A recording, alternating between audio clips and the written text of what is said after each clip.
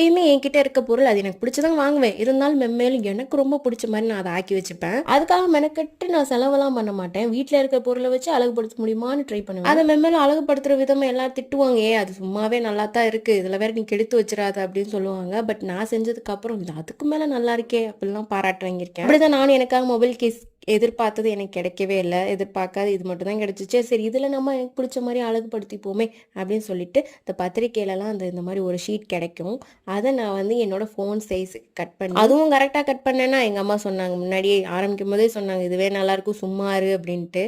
அழகாக கரெக்டாக தப்பாக கட் பண்ணிட்டேன். நான் யார் கண்ணில் மாட்டக்கூடாதோ அவங்க கண்ணில் மாட்டிட்டு சொன்னேன்ல சும்மா இருந்தியாடி அப்படின்னு சொன்னாங்க. இருக்கிறது இந்த ஒரு பேப்பரை தான், வேற பேப்பருக்கு எங்கே போக. அதனால இதை தூக்கி இங்கே வச்சுட்டா சரியா போச்சு அப்படின்னு சொன்னது எங்கள் அம்மா அப்படியே முறைச்சு பார்த்தாங்க. பட் நல்லா இருந்துச்சு. அது ஒன்று மட்டும் தான் சின்ன பேட்ச் ஒர்க், பட் நல்லா தான் இருக்குது. பிடிச்சிருந்தா லைக் ஷேர். வீடியோ பார்த்தமைக்கு நன்றி. உங்களுக்கு இது பிடிச்சிருக்கான்னு கமெண்ட் பண்ணுங்கள்.